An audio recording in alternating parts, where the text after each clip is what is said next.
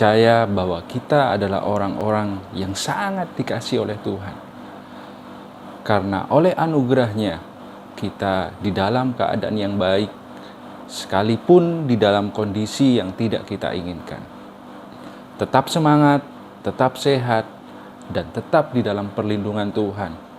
Karena Dia Tuhan Yesus yang baik, Dia akan senantiasa melindungi dan menyertai setiap kita semua. Pada sore hari ini, saya akan berbagi kebenaran firman Tuhan dengan Bapak Ibu Saudara sekalian. Kita percaya bahwa setiap firman yang kita dengar boleh menjadi kekuatan, penghiburan, dan pengharapan di dalam setiap kehidupan kita. Ya, sore hari ini kita akan belajar firman Tuhan tentang menjadi lebih kuat. Mazmur yang ke-144 ayat yang pertama dan ayat yang kedua mengatakan, dari Daud, terpujilah Tuhan, gunung batuku yang mengajar tanganku untuk bertempur dan jari-jariku untuk berperang, yang menjadi tempat perlindunganku dan kubu pertahananku, kota bentengku dan penyelamatku, perisaiku dan tempat aku berlindung, yang menundukkan bangsa-bangsa di bawah kuasaku. Mazmur yang ditulis oleh Daud yang menggambarkan bagaimana Allah yang dia puji, Allah yang dia sembah, dan Allah yang dia percaya adalah Allah yang maha kuasa, tempat perlindungan, kubu pertahanan, kota benteng, penyelamatnya, dan perisainya, yang mengajarnya untuk menjadi lebih kuat menghadapi segala pergumulan, masalah, dan kesulitan di dalam kehidupannya. Hidup kekristenan bukanlah hidup yang penuh dengan kemudahan. Terkadang Tuhan juga izinkan kesulitan, masalah terjadi di dalam kehidupan kita untuk membentuk, mengajar, dan menjadikan kita pribadi yang lebih kuat dan pemenang-pemenang di dalam kehidupan ini. Bagaimana kita bisa menjadi lebih kuat di saat tekanan, kesulitan, dan masalah hidup datang dalam kehidupan kita? Kita akan belajar daripada kisah Daud saat dia mengalahkan Goliat di dalam 1 Samuel yang ke-17 ayat yang pertama sampai yang ke-58. Secara sederhana, saya akan ceritakan kisah ini bagi Bapak Ibu Saudara. Kita pasti semua sudah tahu kisah tentang Daud saat dia melawan Goliat. Karena kisah ini adalah sebuah kisah yang paling terkenal sejak kita dari sekolah minggu. Kisah ini dimulai di saat bangsa Filistin menantang bangsa Israel berperang. Taruhannya menarik. Yang kalah harus menjadi budak yang menang. Raja Saul, Raja Israel pada saat itu menganggap bahwa perang kali ini adalah hal yang penting dan sekaligus ancaman. Kenapa penting? Karena kalau sampai Israel menang, maka kekuasaan Filistin akan menjadi milik daripada Israel. Dan hal ini secara otomatis membuat bangsa Israel memiliki kekuasaan yang semakin luas. Kenapa ancaman? Karena ketika bangsa Israel kalah, maka mereka akan menjadi budak daripada bangsa Filistin. Oleh karena itu, Saul menawarkan siapa saja rakyat Israel yang bisa mengalahkan Filistin akan mendapatkan imbalan, yaitu dia akan diberikan kekayaan, dia akan diberikan anak perempuan raja, dia juga akan dibebaskan untuk membayar pajak. Yang jadi masalah di sini adalah bangsa Filistin diwakilkan oleh Goliat. Goliat dengan tinggi 3 meter. Dari tingginya saja sudah pasti akan membuat minder pada lawan-lawannya. Ditambah Goliat adalah seorang panglima perang, yang artinya bahwa Goliat adalah seseorang yang sangat ahli di dalam berperang. Setiap hari, setiap pagi dan sore, Goliat selalu keluar dari kubunya dan selalu meledek bangsa Israel. Hai bangsa Israel, aku tantang kamu, lawan saya, mana perwakilan dari bangsamu? Kira-kira seperti itu kata-kata yang dikeluarkan oleh Goliat. Ketika Saul dan segenap orang Israel mendengar perkataan Goliat itu, maka cemaslah hati mereka dan sangat ketakutan. Bangsa Israel bergumul berat gimana caranya menghadapi Goliat. Mereka susun taktik sampai 40 hari, tapi tetap belum berani melawan Goliat. Nah, cerita semakin seru sampai akhirnya Alkitab mencatat kisah tentang seorang tokoh muda yang sangat sederhana yang bernama Daud. Daud adalah anak bungsu dari 8 bersaudara. 3 orang kakaknya adalah pasukan perangnya Saul. Daud disuruh papanya untuk menjadi kurir mengantar makanan di medan perang untuk kakak-kakaknya, sekaligus memeriksa kondisi daripada kakak-kakaknya yang sedang berperang. Pagi-pagi saat Daud baru tiba di medan perang, ternyata pasukan Israel lagi berbaris, siap-siap untuk melawan Goliat. Waktu Goliat keluar dan mengeluarkan kata-kata ancaman buat Israel, pasukan Israel yang sudah baris tadi, mereka bubar dan lari dengan sangat ketakutan. Tapi di sisi lain, Daud mendengar semua perkataan ancaman dari Goliat dengan sangat jelas. Singkat cerita, Daud menghampiri Saul. Daud minta izin kepada Saul untuk melawan Goliat. Tapi Saul melarangnya dengan memberikan penjelasan kalau Goliat itu adalah panglima perang dari bangsa Filistin. Dan Daud hanya sebagai anak muda yang biasa. Tapi Daud berkata kepada Saul, Tuhan yang sudah selamatkan saya dari singa, Tuhan yang sama akan selamatkan saya dari orang Filistin itu. Dan hanya dengan tongkat, batu kali, dan ketapel, Daud mengalahkan Goliat. Bapak, Ibu, Saudara yang dikasihi oleh Tuhan, hari-hari ini dunia, Indonesia, bahkan kota di mana kita tinggal diperhadapkan dengan masalah dan kesulitan yang sama, yaitu pandemik virus corona yang sangat berdampak besar bagi kehidupan manusia. Dalam segi kesehatan, kita dituntut untuk kita menjaga kesehatan kita dengan baik. Kita makan makanan yang bergizi. Kalau keluar rumah kita harus menggunakan masker, rajin cuci tangan, bekerja, belajar, dan beraktivitas di rumah untuk menekan laju penularannya. Dalam segi ekonomi kita melihat mulai banyak perusahaan-perusahaan yang menghentikan usahanya. PHK terjadi dan kesulitan ekonomi juga dirasakan oleh setiap orang yang ada hari-hari ini. Dalam kerohanian, kita pun juga tidak bisa beribadah di dalam gedung gereja yang sama. Dan masih banyak dampak yang lain yang dirasakan oleh orang-orang yang ada di sekitar kita, bahkan bagi kita sendiri. Belum lagi pergumulan, masalah, dan kesulitan yang belum terselesaikan di dalam kehidupan kita. Baik dalam keluarga, dalam pekerjaan, di dalam hubungan, dan kekhawatiran akan masa depan kita. Dan semuanya itu, kita akan diperhadapkan dengan 2 pilihan. Yang pertama, kita menjadi tawar hati, cemas, takut, menyerah, dan putus asa. Atau kita memilih untuk melihat kesulitan yang sedang kita hadapi sebagai sarana untuk kita menjadi lebih kuat dan menjadi pemenang-pemenang di dalam kehidupan ini. Pertanyaannya, bagaimana supaya kita bisa menjadi lebih kuat di saat tekanan, kesulitan, dan masalah hidup datang di dalam kehidupan kita?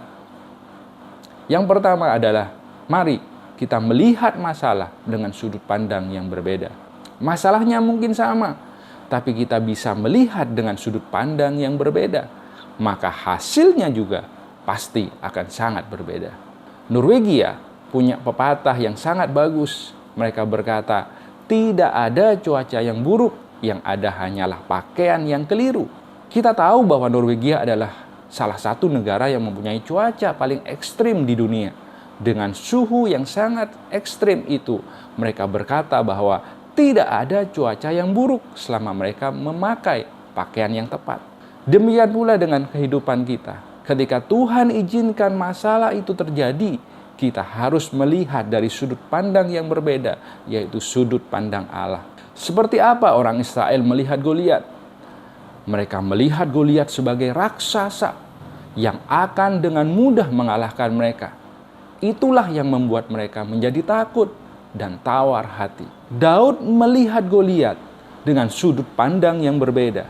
Semakin besar sasarannya, maka semakin mudah untuk membidiknya. Dan itulah yang terjadi.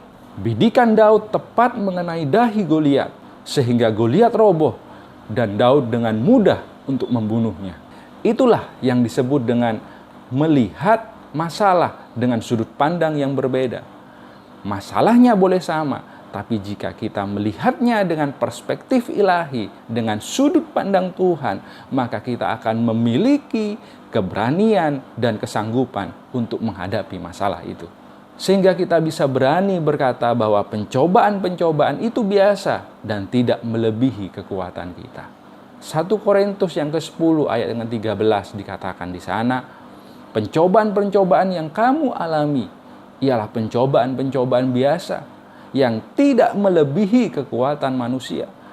Sebab Allah setia dan karena itu Ia tidak akan membiarkan kamu dicobai melampaui kekuatanmu. Pada waktu kamu dicobai, Ia akan memberikan kepadamu jalan keluar sehingga kamu dapat menanggungnya. Marilah kita juga mau belajar melihat kesulitan dan masalah yang kita hadapi dengan sudut pandang yang berbeda. Seperti halnya apabila hari-hari ini kita diminta untuk melakukan batasan sosial, physical distancing, untuk menekan laju penularan virus corona ini. Bagi sebagian orang, ini adalah hal yang membosankan karena semua aktivitas harus dilakukan di rumah saja. Sebagian orang mengeluh, sebagian orang juga menyalahkan keadaan, bahkan menyalahkan pemerintah. Marilah kita belajar bersyukur, karena lebih banyak waktu untuk kita bisa berkumpul dengan keluarga. Bersyukur karena kita dapat melakukan kegiatan-kegiatan positif yang selama ini belum bisa kita lakukan. Bersyukur karena kita punya banyak waktu untuk kita bisa berdoa, beribadah kepada Tuhan bersama keluarga di rumah. Dan hal-hal inilah Bapak Ibu Saudara yang akan menjadikan kita pribadi-pribadi yang lebih kuat.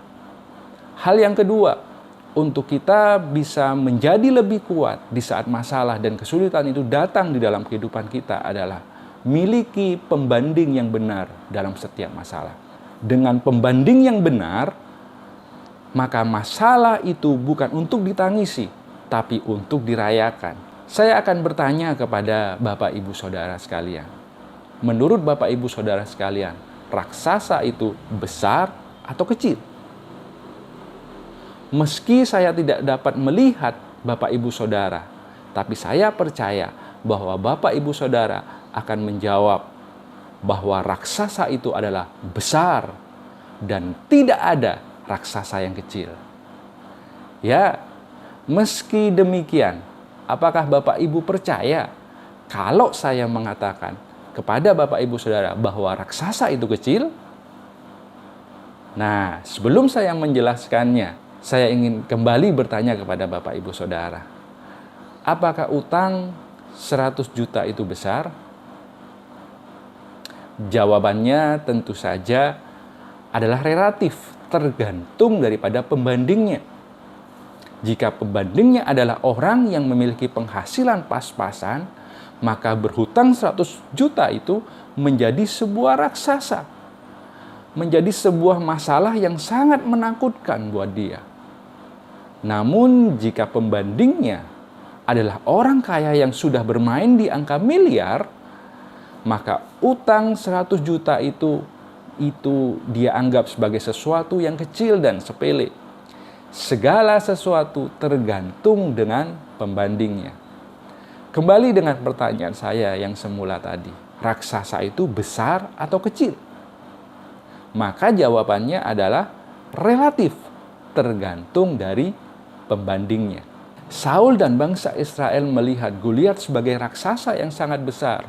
Itu sebabnya mereka tawar hati dan menjadi sangat ketakutan. Kenapa? Karena mereka membandingkan kekuatannya yang kecil dibandingkan dengan Goliat yang sedemikian besar. Maka Goliat tampak sedemikian besar bagi mereka. Tidak demikian halnya dengan Daud. Bukan Daud mengecilkan masalah atau meremehkan Goliat. Namun, ketika Daud membandingkan Goliat dengan Allahnya yang besar, maka Goliat tidak ada apa-apanya. Ketika kita membandingkan masalah kita dengan kekuatan kita yang kecil dan terbatas, maka masalah itu akan terlihat raksasa bagi kita. Sehingga kita bisa menjadi sangat takut dan sangat khawatir saat menghadapinya. Namun ketika kita membandingkan masalah kita dengan Tuhan yang besar, maka masalah sebesar apapun menjadi tidak ada artinya bila dibandingkan dengan kebesaran Allah kita. Hari-hari ini, dengan semakin mengganasnya virus corona, di mana makin banyak korban yang berjatuhan, bahkan di negara-negara maju, negara-negara yang bersih seperti Amerika dan negara-negara Eropa, Italia, Spanyol, dan negara-negara yang lain, dari orang-orang yang biasa sampai para pejabat dan para pangeran juga terdampak daripada virus ini. Hal ini menunjukkan bahwa betapa terbatasnya manusia. Kita perlu Tuhan yang tidak terbatas. Kita perlu Tuhan yang tidak dibatasi oleh apapun. Jadi jangan sekali-sekali untuk melupakan Tuhan dalam setiap langkah, dalam setiap tindakan, dan dalam setiap helaan nafas kita. Kita perlu Tuhan. Kita perlu Tuhan yang besar. Yesaya yang 30 ayat yang ke-15 dikatakan di sana. Sebab beginilah firman Allah yang Maha Kudus Allah Israel.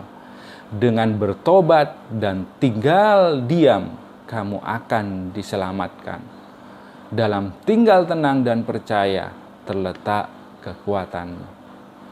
Tetapi kamu enggan. Ya, marilah kita bertobat dari segala kesombongan kita. Dan kembali kepada Tuhan. Percaya kepada Tuhan. Tetap tenang di dalam Tuhan, karena hanya daripada Tuhanlah kita akan mendapatkan kekuatan.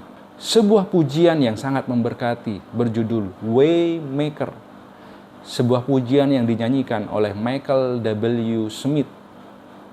Pujian yang hari-hari ini dinyanyikan oleh setiap orang karena mereka tahu bahwa hanya Tuhanlah jalan keluar atas setiap masalah ini. Secara singkat terjemahan liriknya adalah, walaupun kita tidak dapat melihat dan merasakan, Tuhan tetap bekerja. Dia tidak pernah berhenti bekerja dan selalu bekerja bersama kita. Sebab Dia adalah penyembuh, penghibur, pembuka jalan, pemberi mujizat, penjaga janji, dan terang di tengah kegelapan. Ya, itulah Tuhan kita. Bapa kita di dalam Tuhan Yesus tidak pernah diam.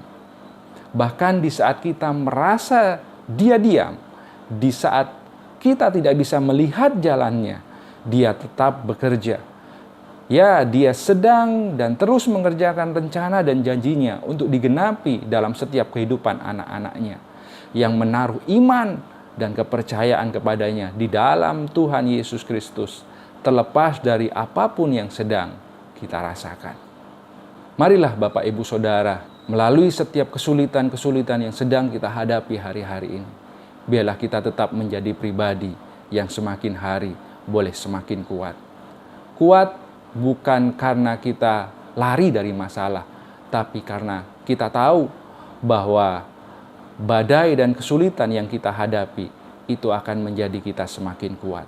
Kita akan menjadi semakin kuat dengan kita percaya dan mengandalkan Tuhan.